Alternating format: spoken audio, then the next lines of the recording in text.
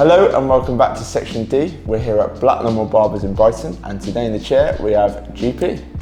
What are we doing with your hair then, man? I think it's just got a bit long. We need to tidy it up a little bit, tidy up at the sides, tidy up the back. Okay. I don't mind it being long. You like the length, you just needed it tidying up? Yeah. Okay. I think the front could probably be a bit shorter. So the front is kind of just over your eyebrows at the moment. If we just take it sort of so it's just on the eyebrow? Yeah. So it's just over the eyebrow at the moment? Yeah. So if we take it so it's just sitting on, on the eyebrow? Yeah, these like bulkier parts around here. Yeah. Just bring these in a little bit. Yeah. Yeah, so we're still going for like the mullet? Yeah, but like loose, maybe like a looser mullet. Looser mullet, yeah. Okay. All right, mate. Let's start off by you telling us more about yourself and what you do. Yeah. I currently work in Shoreham at the yacht club.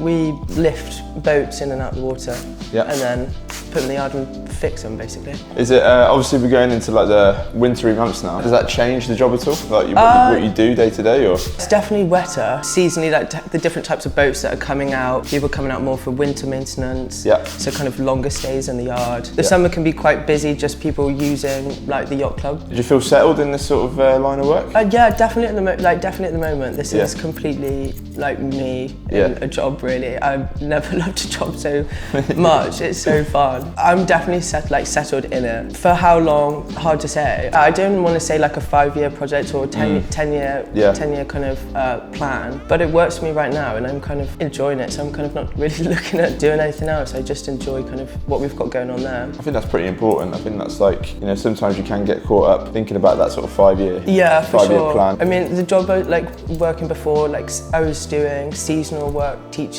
sailing out abroad, and that meant like you're kind of working in 6-month increments really. You're only looking 6 months plan where you're going for like the summer and then the winter. Your whole job changes, the way you're living changes, your friends change. As much as that was fun and exciting, not knowing where you're going to be next year, I think got to a point after 8 years or so, I think, I know, I want to settle somewhere. I want to have like my little base, my job I kind of know, my friends that are there, the pub that I want to go to.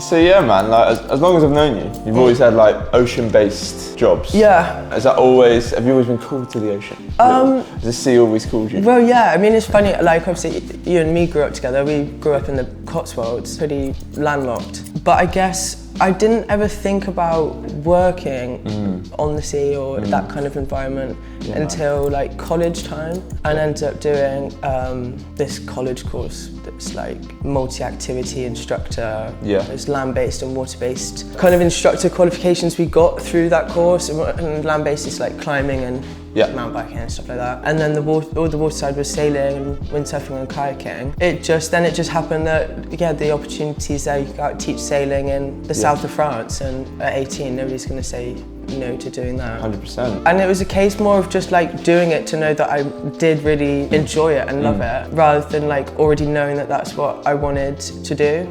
I think the sea poses a lot of like, I don't know, it's a bit risky, it's a bit exciting, it's a bit like you can't control it, you just got to kind of deal with what you've got there. And I think that's probably what more drew me to the sea, is like that kind of aspect of it, rather than specifically being, I want to be specifically on the sea because it is the sea. The weather, the tide, the wind, the rain, the type of boat you've got, like how everything's kind of moving around. Yeah, man. That's what like kind of I enjoy. That's my office work, you know. Yeah, I'd definitely say, where else would you be able to do that in the UK, really? Do you know what I mean? Well, yeah, I mean, there's definitely bigger places and better places in the UK to probably do the specific job along the south coast. It's just the similar industry, but it's not Brighton, and it's not the lifestyle that I enjoy that Brighton kind of gives. Yeah, man. I don't need it to be the biggest or best place for boats or sailing, but it's got everything I like and enjoy here, so. Yeah, man.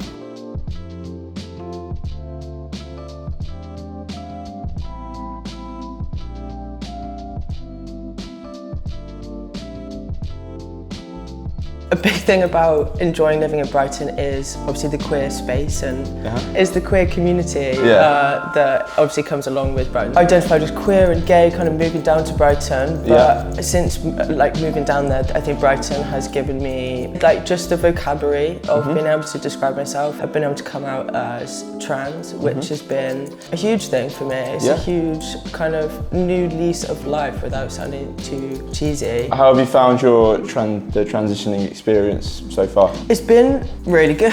Yeah? I mean, I've never felt more me in my life. That's and amazing. I think that would probably be quite a common thing for anybody who's come out as trans. And that is such a new feeling. It's so exciting and energizing to kind of find who I am and start living more authentically and genuinely to how I feel I've always wanted to live, but maybe not had the space or environment to be able to do that or know that about myself. I'm 4 months on T. I've just recently launched my GoFundMe for my top surgery, which took me quite a lot to be able to, I think, put myself out in that way of, because it feels quite vulnerable to be able to like write about yourself. I don't find that easy to do either. But yeah, I got a lot of help from my brother to be able to kind of put down stuff that I think could tell people who I am, what I want to, how I want to present, how I want to live the rest of my life. I think I was a bit worried about putting that out there and also for asking for financial help from friends for nothing really. I'm not giving them a service back. I'm kind of just asking for the kindness of people. But the response to that has been extremely positive for me, obviously. Just in a way that I didn't really consider how good it would feel. Basically asking for money, but I didn't know how it would feel actually getting money from people. I never kind of thought about that bit, like how, wow, that feels really affirming, that feels really nice. People want to have your back, people want you to be happy. Exactly, a lot of people that I don't see all day, every day, or haven't had a formal sit-down chat with them to be able to come out to them as trans and talk face to face. But man. Still kind of a long way to go, but I want to be able to maybe do some other fundraiser stuff, maybe put some parties on, put some gigs on. That'd be cool. And again, like the response from friends of kind of coming to me and saying, yo, I've had this idea about maybe we could do something like this. Again, that wasn't something that I thought people would come to me about. So that's been amazing. Obviously amazing in itself for the task of doing that, but also like, you start seeing who your real friends are, or you know who's got your, like you said before, who's got your back, or who kind of sees you. For sure, man. And I think it's like any decent person will understand the significance and the importance of feeling yourself and being yourself. And anyone who knows that feeling, you know, why wouldn't you want to help somebody else get to that point as well? You know? Of course, man. Of course,